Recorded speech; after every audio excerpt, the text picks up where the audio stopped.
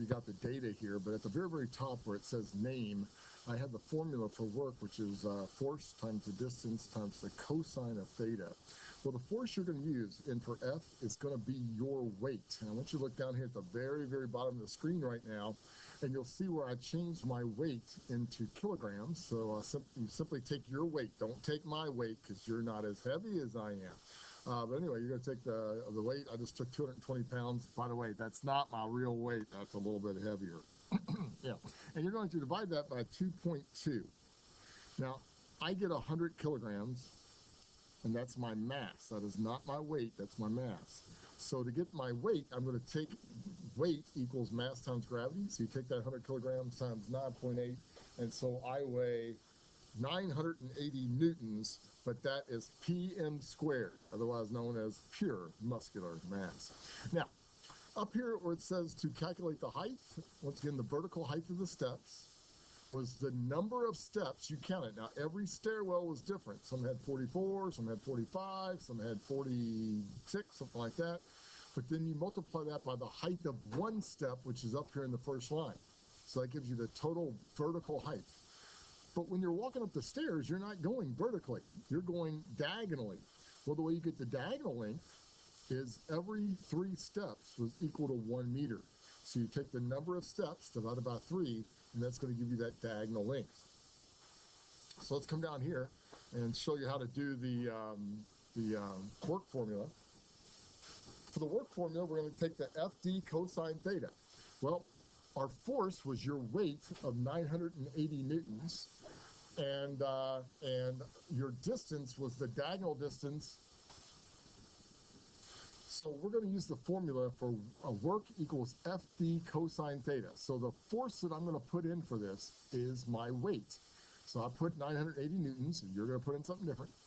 The distance, though, is the distance, the diagonal distance up the stairs. Well, I counted for my stairwell, I counted about 45 steps. I divided it by 3, so I'm going a diagonal distance of about 15 meters. But that's not straight up, that's diagonally. So you had to put this cosine of 60 degrees because in most public buildings, all stairwells are made at 60 degrees. That way you only have to lift half your weight. So if you weigh 100 pounds at 60 degrees, that stairwell only makes you feel like you weigh 50. So when I did all this work, I ended up doing 7,350 joules of work. And to put that in food calories, that means I only burn about 2 food calories when I go up the stairs. So you're going to do that for partner 1 and partner 2, walking up the stairs. Well, think about it. When you run up the stairs, nothing changed in this equation. My force was still the same. I still weighed the same. I still went the same distance, and I still went the same angle. So it makes no difference if you walk or you run, you're going to use the same amount of work. That also means this: you burn no more calories when you run up the stairs than when you walk up the stairs.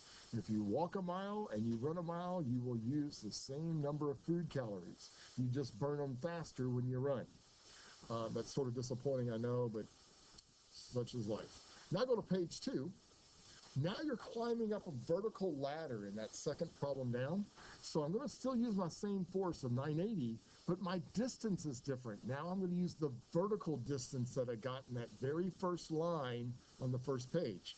But if you notice, the work is still the same. I do the same amount of work when I go vertically as when I use the stairs because I don't have to put any angle.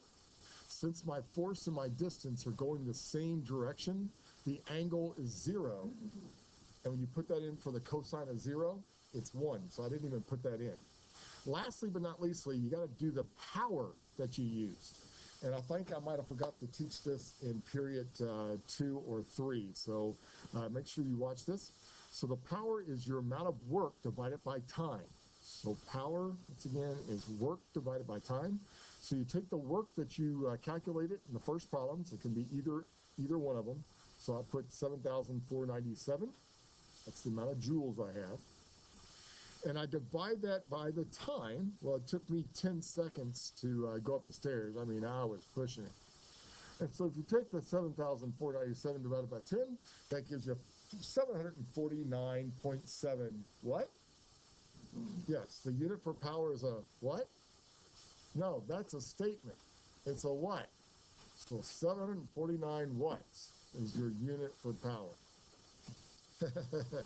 Okay, so that's all the notes you have to take for that. So make sure, once again, you put all your energy and work in joules. Your power is in watts. And we'll see you tomorrow. Love you. Bye.